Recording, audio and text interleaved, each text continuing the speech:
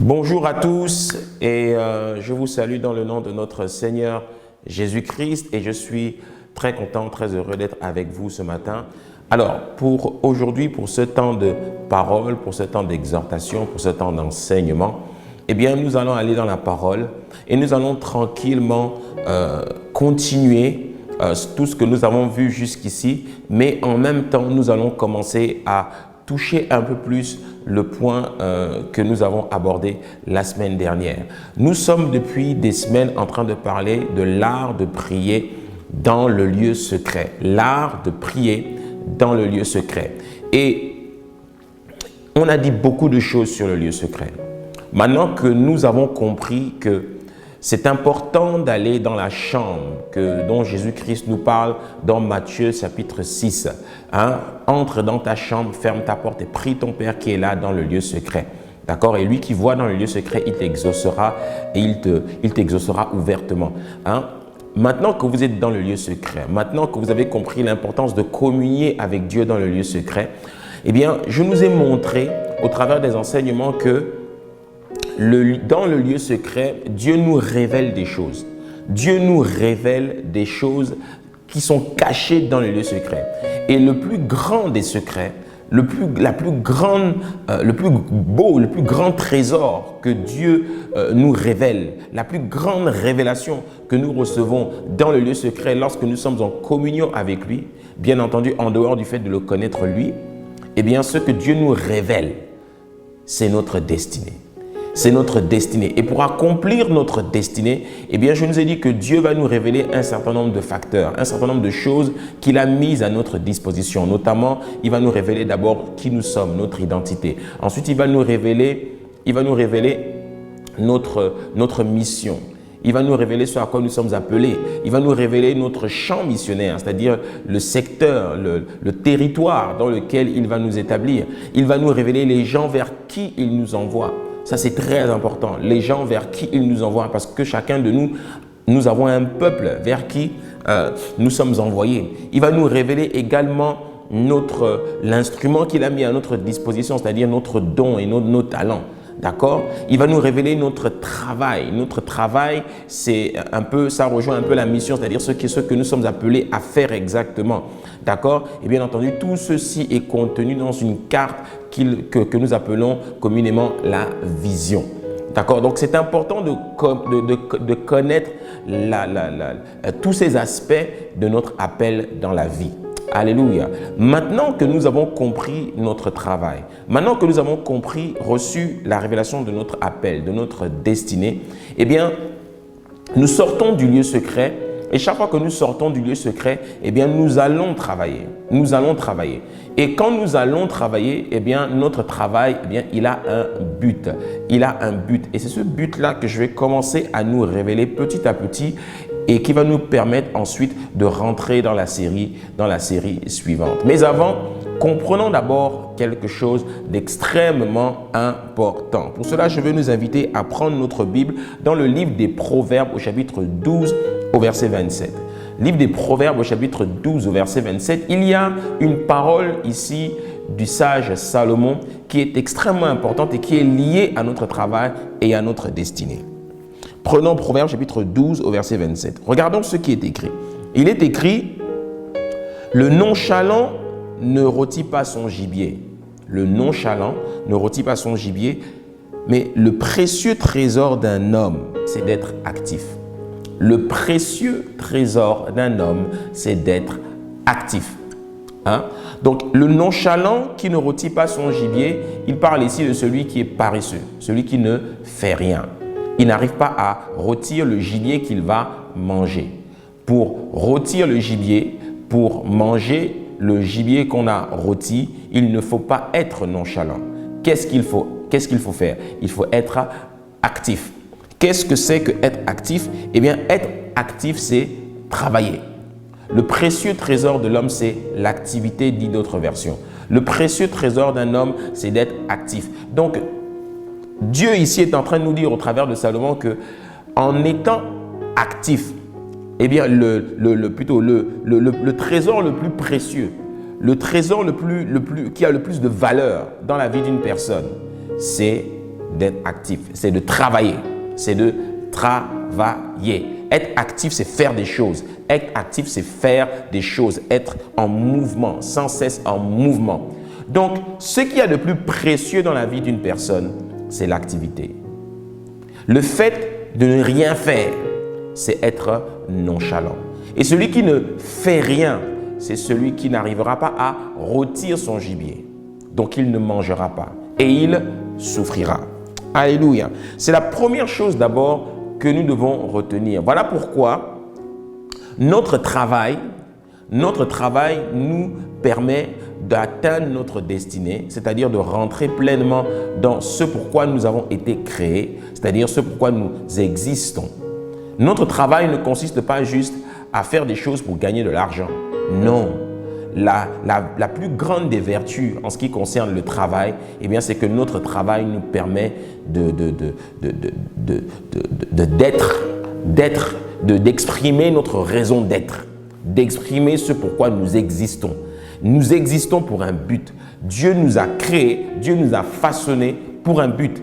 Et pour cela, nous avons besoin de travailler. C'est très important. Maintenant, je vais vous montrer un deuxième verset qui va nous permettre d'aller encore plus loin. Et pour cela, nous allons prendre le livre de Genèse au chapitre 2. Et regardez ce qui est écrit dans le livre de Genèse au chapitre 2. C'est très, très intéressant.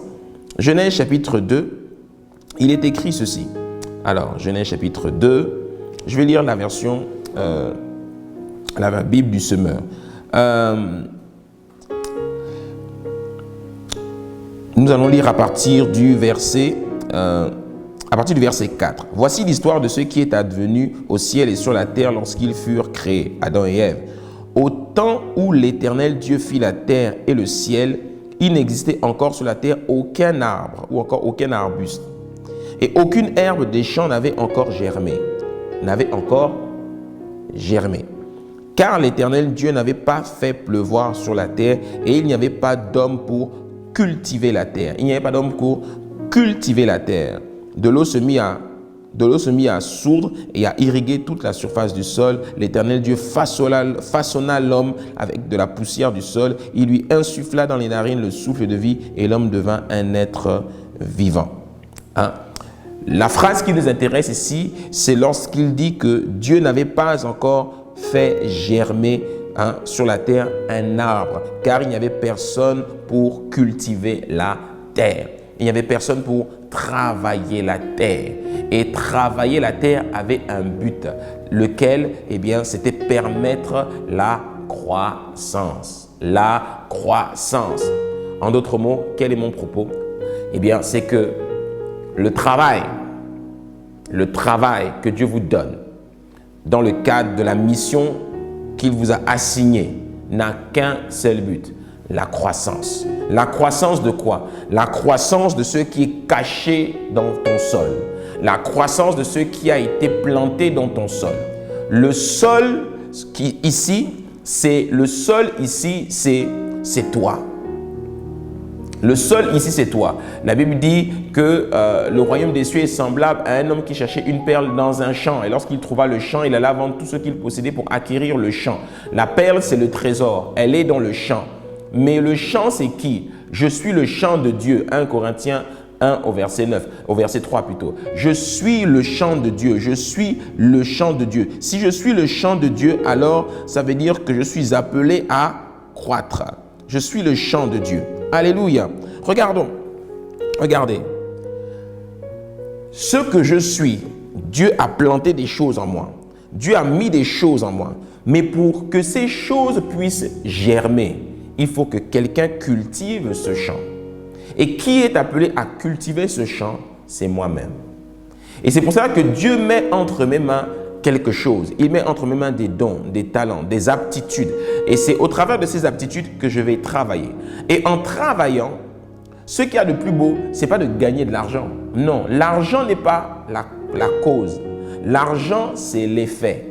L'argent n'est pas la cause, l'argent est le bénéfice de tout ce que l'on fait. Donc, la vie ne consiste pas à travailler pour gagner de l'argent. Non, la vie consiste à travailler pour faire sortir de moi ce que Dieu a planté.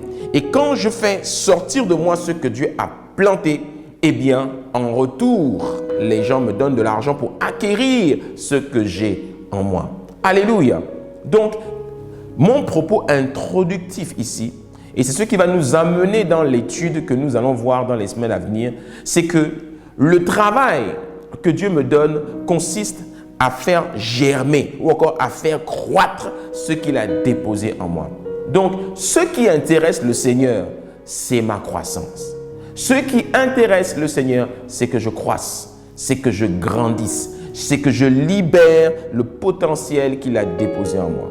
Mon potentiel, c'est l'ensemble de toutes les aptitudes, de toutes les capacités, de tous les moyens, de toutes les beautés qui sommeillent en moi, qui sommeillent en vous.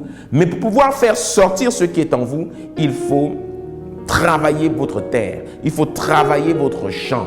Et votre champ, c'est votre corps. Votre champ, c'est tout ce que l'on appelle intelligence. C'est tout ce qui est en vous, tout ce qui est planté en vous que Dieu a déposé. Et c'est tout ceci, une fois libéré, une fois manifesté, qui va vous donner de l'argent en retour.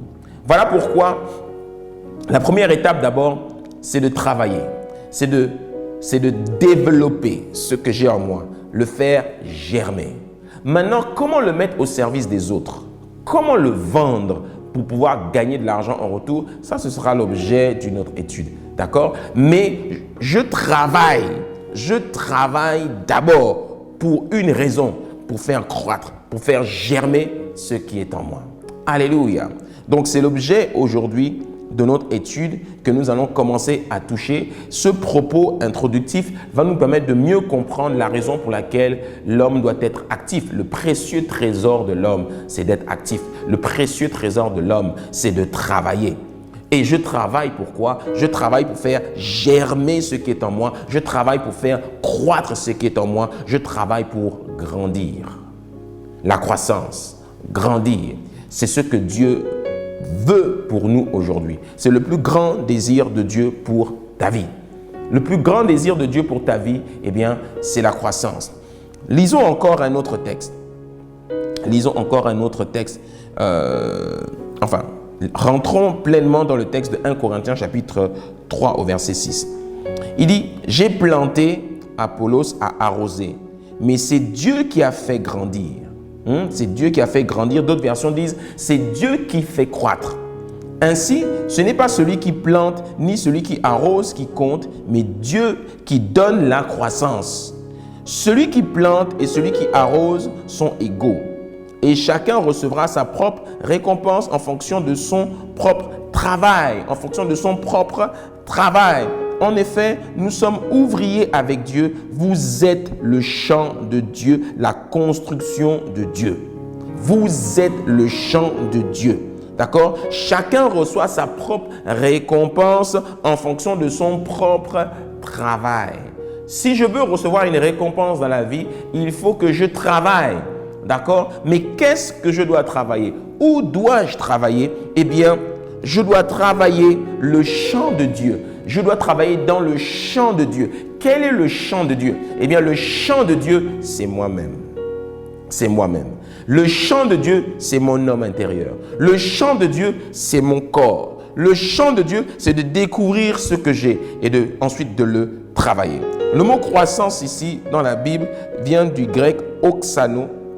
Oxano veut dire croître, augmenter, s'accroître, se multiplier, devenir plus grand ou encore pousser.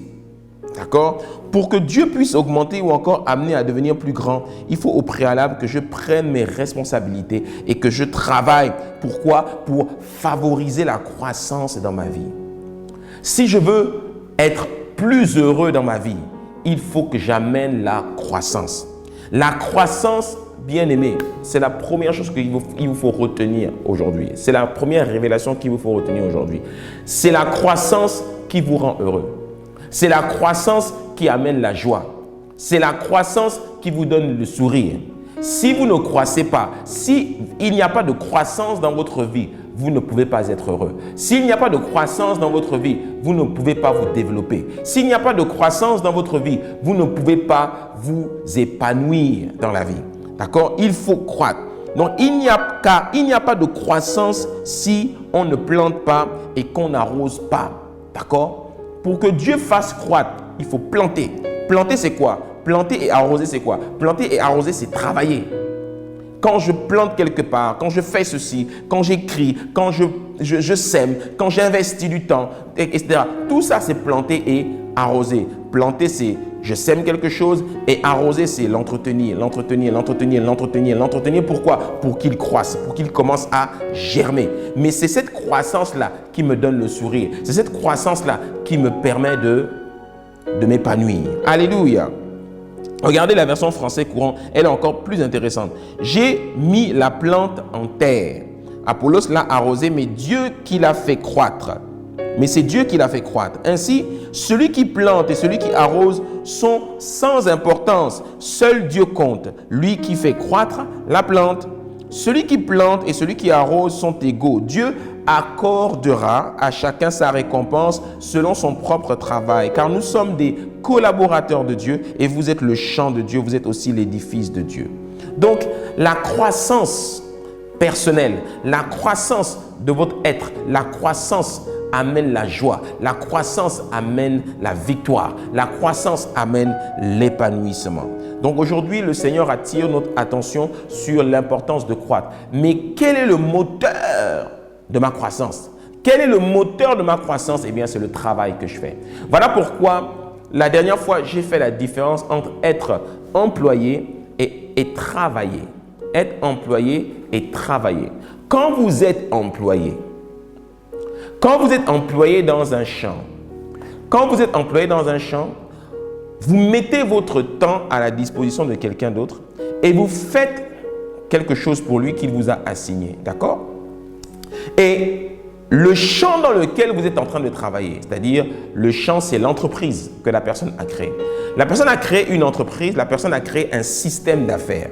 Et vous avez été employé pour travailler dans ce système. D'accord? Donc, en travaillant dans ce système, vous faites croître le système et en retour, on vous donne de l'argent. Vous consacrez du temps, vous consacrez de l'énergie et vous aidez, vous contribuez à la croissance du système. Le système ensuite va générer un chiffre d'affaires parce que le système d'affaires en question, il produit un service ou il produit des produits et en retour, il y a des gens qui l'achètent, qui achètent le service, qui achètent le système et en retour, le système gagne de l'argent et c'est avec l'argent que le système gagne qu'on vous rémunère.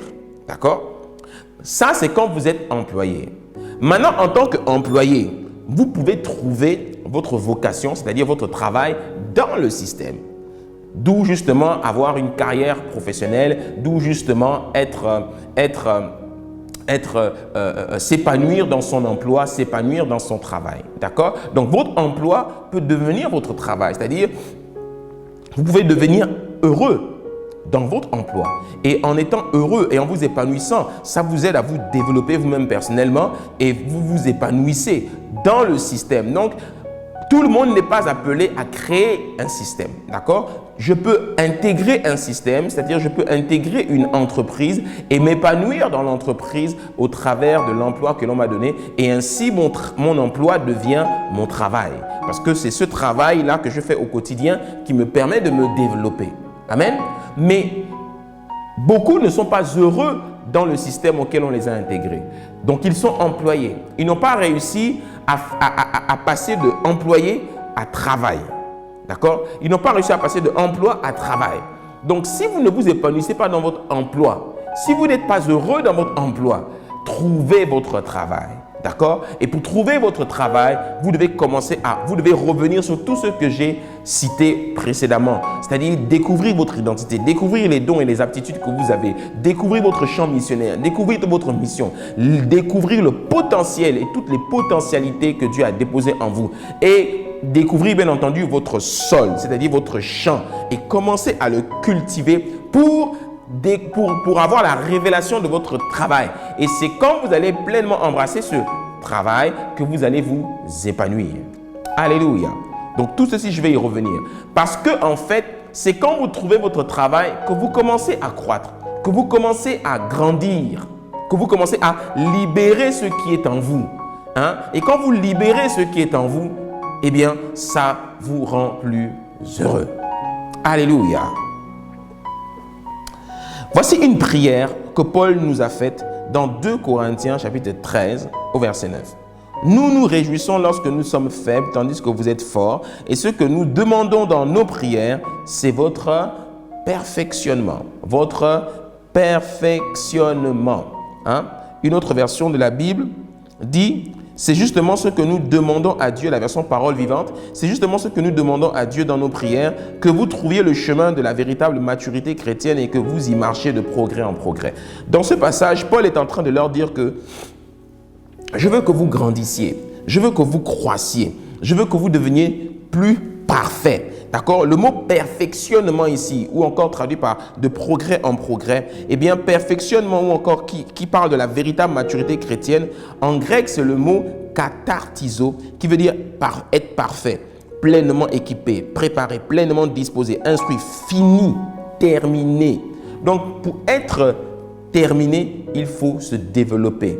Il faut se développer et tendre vers la perfection, tendre vers la finition, tendre vers quelque chose de meilleur. Mais pour y arriver, il faut que je croisse. Pour y arriver, il faut que je travaille sur moi. Pour y arriver, il faut que je développe. Il faut que je libère ce qui est en moi. Alléluia. C'est très important. Maintenant, pourquoi tout ceci est important? Eh bien, tout ceci est important parce que c'est la volonté de Dieu pour votre vie. Dieu, tout ce qu'il crée, il dépose toujours les bienfaits de ce qu'il a créé, les bénéfices de ce qu'il a créé, il le dépose toujours dans la créature. Toujours. Regardez la loi j'appelle ça la loi du potentiel, ou encore la loi de la productivité. Quand nous prenons le livre de Genèse, quand Dieu crée la terre, il parle à la terre et dit que la terre produise des végétaux, etc., etc. Et la terre va produire jusqu'à ce qu'il va arriver à l'homme, d'accord? Et pour produire l'homme, il va se regarder en lui-même. Je vais y revenir, d'accord? Mais quand nous travaillons pour un but, la croissance. Et nous travaillons pour que cette croissance soit une croissance productive. Regardez ce que la Bible nous dit dans Matthieu chapitre 7 au verset 17.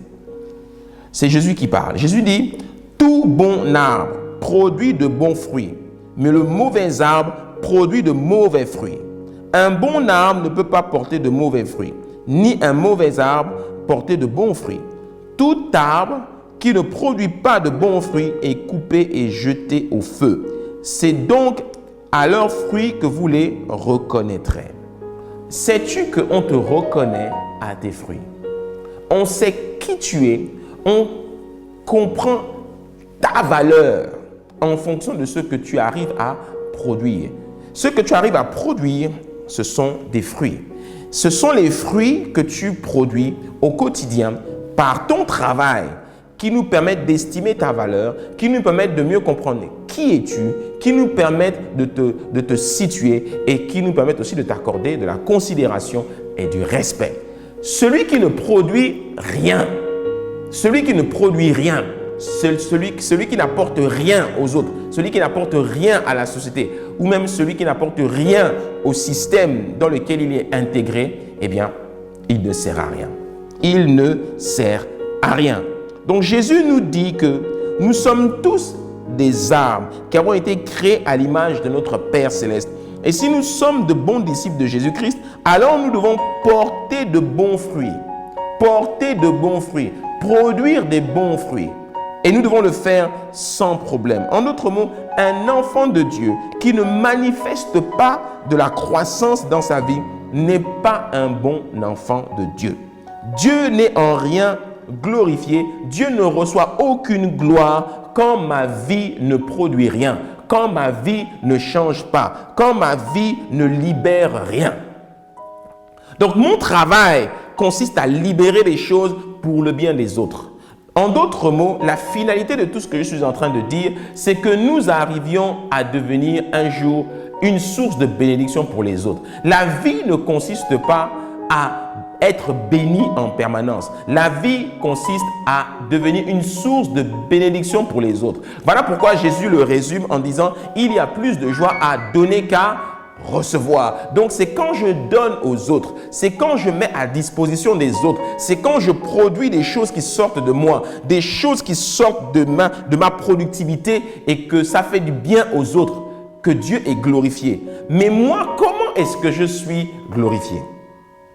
Comment est-ce que je suis glorifié? Parce que Dieu est glorifié, mais moi aussi, je dois être glorifié. C'est-à-dire, je dois aussi recevoir ma gloire. Rappelle-toi que Joseph a dit, allez raconter à mon père toute ma gloire en Égypte. Donc, moi aussi, j'ai une gloire à recevoir. Dieu reçoit la gloire, mais avant que Dieu reçoive la gloire, moi, je reçois la gloire et après, je rends la gloire à Dieu. Mais quelle est ma gloire? Eh bien, ma gloire, c'est la reconnaissance des gens. Ma gloire, c'est l'argent que les gens me donnent, si c'est quelque chose que je vends. Ma gloire, ce sont les merci que les gens disent. Merci pour ce que vous êtes. Merci pour ce que vous faites. Tout ceci, c'est ma gloire. Mais si je ne produis rien, eh bien, je n'aurai rien en retour. Amen. Regardons encore ce que Jésus-Christ dit dans le livre de Jean, l'évangile de Jean au chapitre 15, au verset 8. Voici ce que Jean nous dit. Jean nous dit, « Ce qui manifeste la gloire de mon Père, c'est que vous portiez beaucoup de fruits, vous serez alors vraiment mes disciples. » Ce qui manifeste la gloire de mon Père, ce qui glorifie mon Père, c'est que vous portiez beaucoup de fruits. Donc Jésus nous compare à des arbres et les arbres sont enracinés quelque part, ils sont enracinés dans un système et les arbres doivent produire des fruits pour que les autres mangent. Le fruit que l'arbre produit, est-ce que c'est l'arbre qui le mange lui-même? Non, ce sont des gens qui viennent manger le fruit que l'arbre produit. Donc, quelle est la gloire de l'arbre? Eh bien, la gloire de l'arbre, c'est la sensation ou encore le sentiment de satisfaction que les gens reçoivent lorsqu'ils mangent le fruit. Quand vous prenez, par exemple, une mangue, vous cueillez une mangue sur l'arbre. Quand vous mangez la mangue, vous faites que cette mangue, elle est bonne. Et puis vous avalez la mangue. Quand vous avalez la mangue, elle vous produit un sentiment de satisfaction. Vous êtes rassasié, vous êtes heureux, vous êtes content. Pourquoi? Parce que vous avez mangé la mangue. La mangue de qui? La mangue de l'arbre. Donc l'arbre est là et l'arbre trouve de la joie à vous voir être satisfait quand vous mangez sa mangue. C'est ça la gloire de l'arbre. Mais l'arbre n'est pas heureux quand les fruits restent là. À un moment donné, quand les fruits sont trop mûrs, qu'est-ce qu'ils font? Ils tombent et ils se gaspillent. Donc la joie de l'arbre, c'est quand il donne son fruit. Alléluia. Donc moi, personnellement, je suis heureux quand je donne. Je suis heureux quand des gens mangent mes mangues. Je suis heureux quand les gens mangent les fruits que je produis. Qu'est-ce qui permet à l'arbre de produire du fruit? C'est quand il travaille. Enraciné là où il est, il travaille, il travaille. Et les fruits, ils sont d'abord petits, après ils grandissent. Ils sont verts, après ils mûrissent. Donc, quand je travaille, les fruits doivent commencer à sortir de moi. La croissance doit commencer à apparaître. Et quand la croissance a apparu, eh bien, les gens cueillent les fruits de mon arbre. C'est-à-dire que les gens bénéficient des produits qui sortent de moi. Les bénéficient des produits qui sortent de moi et c'est ça qui les rend heureux. Et c'est quand ils sont heureux de manger les fruits qui sortent de ma vie que moi, je suis heureux et je reçois de la gloire. Et cette gloire-là, je la prends et je la rends à Dieu. Alléluia. Version parole vivante, Jésus-Christ dit, dans Jean 15, 8, Jésus-Christ dit, « Si vous produisez du fruit en abondance et qu'ainsi vous devenez vraiment mes disciples, mon Père en sera honoré et sa gloire apparaîtra visiblement aux yeux de tous. » Si nous voulons voir la gloire de Dieu dans notre vie, il faut alors que nous produisions du fruit. Cependant, c'est à ce niveau-là que la plupart d'entre nous, ça coince. On ne sait pas comment produire pour que le fruit sorte. On est pour beaucoup embrigadés dans des emplois et qui nous permettent de gagner de l'argent, mais on n'est pas épanouis.